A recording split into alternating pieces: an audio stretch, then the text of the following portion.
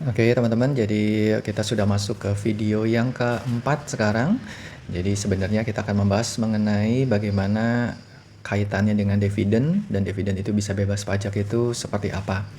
Oke, dulunya dividen ini selalu dipotong pajak final sebesar 10%. Nah, sekarang seperti yang teman-teman sudah ketahui bahwa dividen sekarang itu bukan lagi menjadi objek pajak.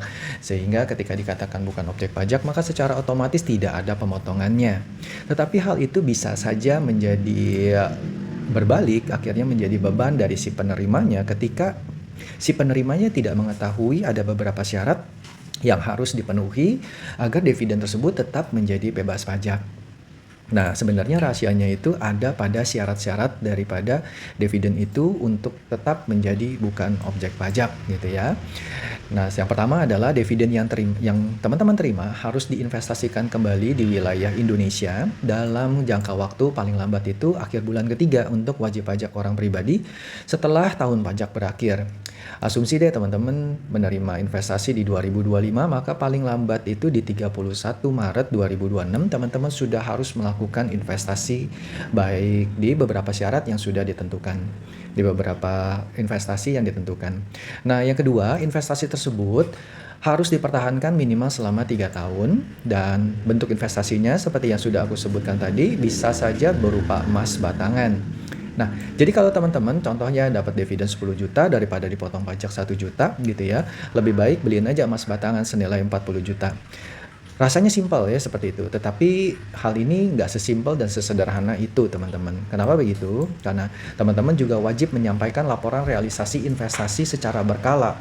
Lupa 1 tahun saja, maka secara otomatis yang sudah dilaporkan, misalnya laporin 2 tahun sudah laporin, tahun ketiga lupa, maka itu bisa langsung disuruh bayar pajak dividennya. Nah, di sistem Cortex yang baru, tata caranya juga sudah diatur tentunya di dalam Pers 11 PJ 2025. Nah, caranya gimana? Setelah teman-teman masuk ke Cortex kalian, masuk ke portal wajib pajak, pilih menu layanan administrasi gitu ya. Lalu cari sub layanan dengan kode AS.39 mengenai pelaporan dan lalu pilihlah realisasi investasi terkait dengan dividen tersebut. Jadi jangan sampai lupa ya, kalau aja lupa lapor, maka fasilitas bebas pajaknya itu bisa saja berbalik kepada kalian dan kalianlah yang harus bayar pajak dividen itu plus sanksi administrasinya. Yang disayangkannya adalah banyak orang rajin beli emas pakai uang dividen tetapi lupa lapor atau malas ngelapor.